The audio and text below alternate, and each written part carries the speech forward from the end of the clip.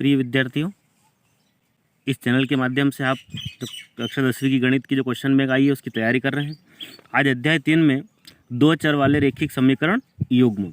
देखिए, दो चर, चर का मतलब होता है कि जिसका मान परिवर्तित होता रहता है उसको चर कहते हैं हम। एक्स और वाई मान लो ये दो चर है, इनसे बनने वाला रैखिक समीकरण कैसा होगा। तो ये लिखा मैंने 2x और प्लस 3y प्लस 5। तो ये है दो चर में बना हुआ एक समीकरण है, लेकिन इसकी एक एक घात है, इसलिए इसको कहते हैं रैखिक समीकरण। और एक समीकरण और लिख देंगे हम, तो ये लिख दिया 3x 8y प्लस 10। तो ठीक है, तो ये जो समीकरण 1 है और समीकरण 2 है, इन दोनों के जोड़े को हम कहते हैं रैखिक समीकरण का युग्म। लेकिन कितने चर में बना हुआ? दो चर में बना हुआ। एक चर x है और दूसरा y है। ठीक है, देखिए पहला प्रश्न है, सही विकल्प चुनकर लिखो। प्रत्येक प्रश्न 1 अंक का है। x माइनस 2y बराबर 0 व 3x प्लस 4y माइनस 20 बराबर 0, तो रेखाएं कैसी होगी? प्रतिच्छेदी होगी, समांतर होगी, समपाती है या कोई हल नहीं। ये इस प्रकार के क्वेश्चन को हम कैसे करते हैं? तो पहले यहाँ अनुपातों की तुलना करके देखते हैं। तो यहाँ पर x माइनस 2y बराबर 0 है, 3x प्लस 4y माइनस 20 है। तो हम क्या करेंगे? सबसे पहले यहाँ पर आप a1x plus b1y plus c1 बराबर 0, दूसरा a2x plus b2y plus c2 बराबर 0। तो देखिए आप यहाँ तुलना करेंगे, a1 का मान यहाँ 1 के साथ है ना, तो a1 बराबर क्या मिला आपको? 1। a2 का मान इस समीकरण में है ना, ये समीकरण नंबर 1 मान लो, इसको 2 मान लो, तो a2 का मान है यहाँ पर 3, तो ये बना आपका 1/3। ठीक है, b1/b2, तो ये y वाली जो है ये b1 है, ये आया आपका -2 और b2 का मान आया 4। ठीक है, इन्हीं की तुलना करके देख लेते हैं। तो 1/3 है, -2/4 है, अगर इसको हम काटे भी सही तो ये क्या मिलेगा आपका? 1/2, यानी कि ये बराबर नहीं है। तो इसका मतलब ये है कि a1/a2 बराबर नहीं है किसके? b1/b2 के। तो इस प्रकार की कंडीशन में क्या होता है कि एक अद्वितीय हल होता है और केवल एक ही हल होता है, और रेखाएं कैसी होती है? प्रतिच्छेदी। तो यहाँ आपका आंसर आने वाला है प्रतिच्छेदी रेखाएं होगी। ठीक है, देखिए तो a1/a2 बराबर नहीं होगा b1/b2 को, तो पीछे वाले देखने की जरूरत नहीं पड़ेगी। अगर दोनों ही मान बराबर नहीं होते तो एक अद्वितीय हल होता है, और रेखाएं कैसी होती है? प्रतिच्छेदी रेखाएं होती है। यदि दोनों समीकरण की तुलना करें और a1 और a2 का मान b1 और b2 के मान के बराबर नहीं होता है तो अद्वितीय हल होता है और रेखाएं प्रतिच्छेदी होती है। यदि हम उसका ग्राफ बनाते हैं तो वो ग्राफ इस प्रकार, मान लीजिए एक रेखा ऐसी बनी, तो एक और रेखा कैसी बनेगी? इसको कहीं ना कहीं प्रतिच्छेद करने वाली बनेगी। ठीक है, तो हम कह सकते हैं कि इस प्रकार से ये प्रतिच्छेद बिंदु एक आया, इस प्रकार की रेखाएं प्रतिच्छेदी रेखाएं होती है। तो इस स्थिति में ऐसी रेखाएं जो ग्राफ बनाएंगे ना, तो एक बिंदु पर प्रतिच्छेद करती है। a1/a2 का मान b1/b2 के मान के बराबर नहीं होता तब। अब a1/a2 बराबर है b1/b2 के, और उसका मान भी c1/, मतलब तीनों मान सबके बराबर बराबर होते हैं, तो अपरिमित रूप से अनेक हल होते हैं। और रेखाएं कैसी होती है? समपाती होती है। तो रेखाएं कैसी होती है? अगर अपन ग्राफ बनाएंगे ना उसका, तो रेखाएं एक के ऊपर एक होगी, ये दोनों रेखाएं समपाती होती है। ठीक है, और यदि a1/a2 बराबर तो है b1/b2 के, लेकिन इन दोनों का मान c1/c2 के बराबर नहीं होता, तो कोई हल नहीं होगा। और कोई हल नहीं होगा तो रेखाएं कैसी होगी? समांतर रेखाएं होती है। मतलब यदि हम रेखाएं बनाना चाहेंगे तो एक समान अंतर की दोनों समीकरणों की जो रेखाएं बनेगी ग्राफ में, वो इस प्रकार की बनेगी। ठीक है, अब ऐसी स्थिति में क्या होता है? जब प्रतिच्छेदी रेखाएं हैं तो कैसा होगा? असंगत होता है। क्या होता है? असंगत। निकाय काल कैसा होता है? असंगत। और संपाती रेखाएं हैं, नहीं, कैसा होगा? संगत होगा। कैसा होगा? ये मिल रहा ना, तो संगत होगा। यहाँ पर भी सभी बिंदु एक एक के ऊपर दूसरी रेखाएं आरोपित अध्यारोपित हो रही, तो यहाँ क्या? संपाती रेखाएं होती, तो भी क्या होता है? निकाय का हल संगत होता है। और यदि समांतर रेखाएं, देखो कोई भी एक दूसरे को टच नहीं कर रही, समान अंतर की, तो यहाँ कैसा हल होता है? असंगत। कैसा होता है? असंगत हल होता है। तो अभी इसके और क्वेश्चन हम करके देखते हैं। अब देखिए, जब a1/a2 बराबर है b1/b2 के, और वो भी बराबर है C1/C2, मतलब सब जगह बराबर बराबर है। तो A1x plus B1y plus C1 बराबर 0 व A2x plus B2y plus C2 बराबर 0 का एक कैसा हल होगा? जब तीनों अनुपात बराबर हो तो क्या होता है? अनंततः अनेक हल होंगे। ठीक है, तो इसको हम देखते हैं। तो यहाँ पर A1/A2 बराबर है B1/B2 के और वो भी बराबर है C1/C2 के, तो अपरिमित रूप से अनेक हल होंगे, रेखाएं संपाती होती है और निकाय का हल कैसा होगा? संगत होगा। फिर क्वेश्चन है, समीकरण निकाय A1x plus B1y plus C1 बराबर 0 व A2x plus B2y plus C2 बराबर 0 में A1/A2 बराबर है B1/B2 के, लेकिन ये बराबर नहीं है C1/C2 के। ठीक है, ये C1/C2 के बराबर नहीं, तो निकाय कैसा होगा? तो देखिए, यदि ये दोनों मान बराबर इसका बराबर नहीं है तो यहाँ कोई भी हल नहीं होगा।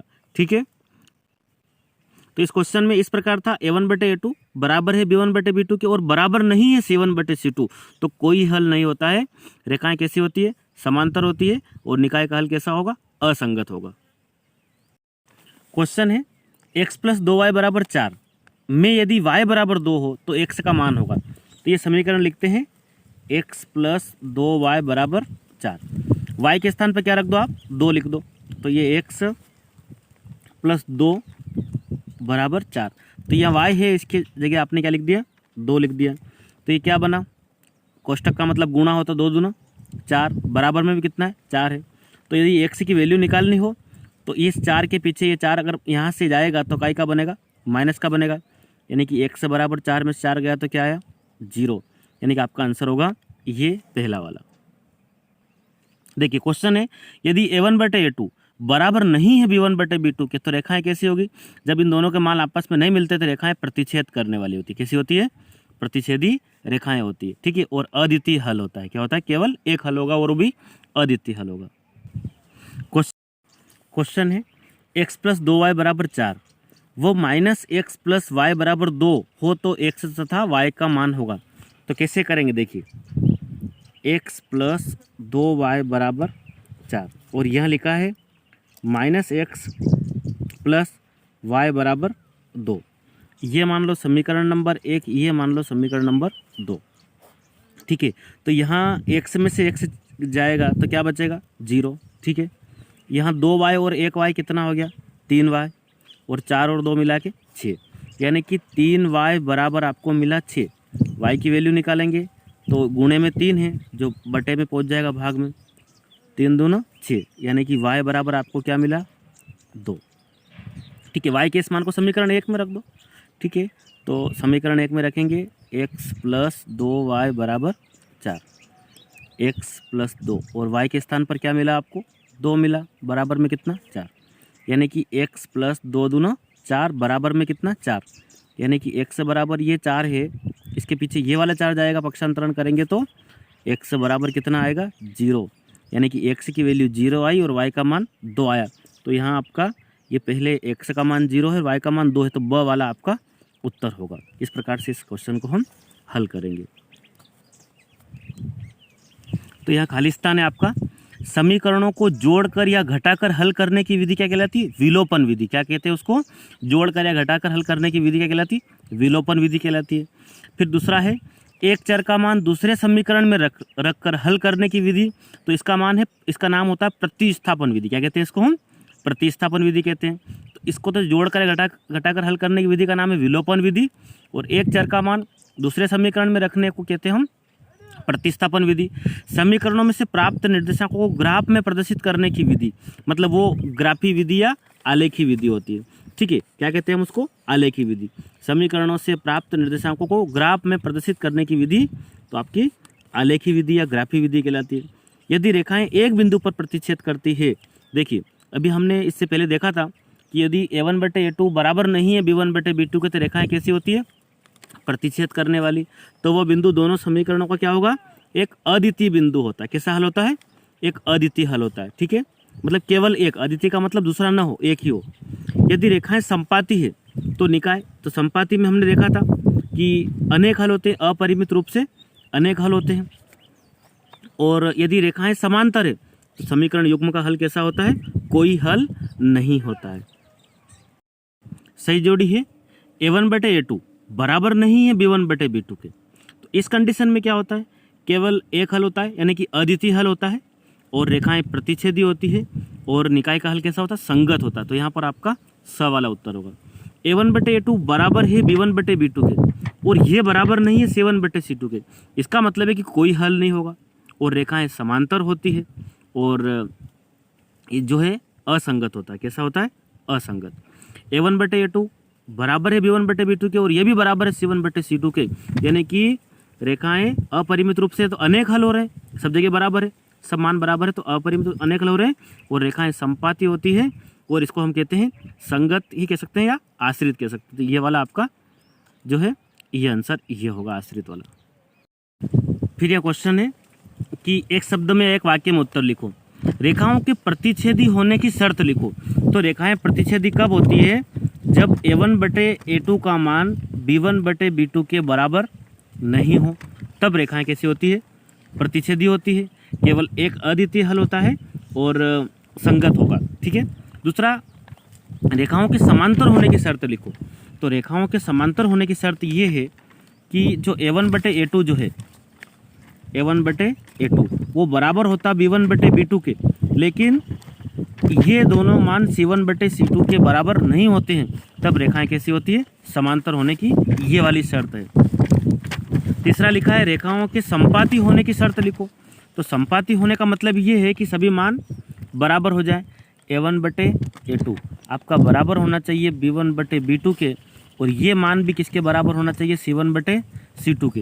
ये संपाती होने की शर्त है, ये समांतर होने की शर्त है, और ये प्रतिच्छेदी होने की शर्त है। फिर क्वेश्चन है रेखिक युग्म का व्यापक समीकरण लिखो। तो रेखिक युग्म का व्यापक समीकरण a1x b1y प्लस c1 बराबर 0, और दूसरा है a2x b2y प्लस c2 बराबर 0, जहाँ a1 b1 c1 a2 b2 c2 सभी क्या है, वास्तविक संख्याएं होगी। ये आपका रेखिक युग्म का व्यापक समीकरण होता है, a1 b1 c1 a2 b2 और c2, यानी कि a1x plus b1y plus c1 और a2x plus b2y plus c2 बराबर 0। देखिए, सत्य असत्य लिखो। रेखिक समीकरण युग्म में एक समीकरण प्राप्त होता है, नहीं, युग्म लिखा है मतलब दो समीकरण मिलेंगे, ठीक है। तो ये असत्य है, क्या है, असत्य। समीकरण जोड़कर या घटाकर हल करने की विधि प्रतिस्थापन विधि कहलाती, नहीं, जोड़कर या घटाकर हल करने की विधि कहलाती है आपकी विलोपन विधि। क्या कहलाती है, विलोपन विधि। निकाय px प्लस 4y प्लस 8 बराबर 0 एवं 2x प्लस वाई प्लस 3 बराबर 0 का अद्वितीय हल होने पर p बराबर नहीं 8 होगा। देख लेते हैं, अद्वितीय हल होने पर a1/a2 बराबर नहीं होगा b1/b2 के। तो a1 का मान p है, a2 का मान 2 है, तो ये लिखा p/2 बराबर नहीं, ठीक है। देख लेते हैं, 4 और यहाँ क्या 1 है, तो ये 4 1, p का गुणा 1 से करेंगे p एकम p, और 4 दूना 8, तो p बराबर नहीं है 8, यानी कि ये क्या है आपका सत्य है। ये तीसरा ऑप्शन क्या है आपका सत्य है। तो इस 3 अध्याय के लिए वीडियो काफ़ी लंबा हो जाएगा, इसलिए मैं अगला भाग आपके लिए एक और बनाता हूँ।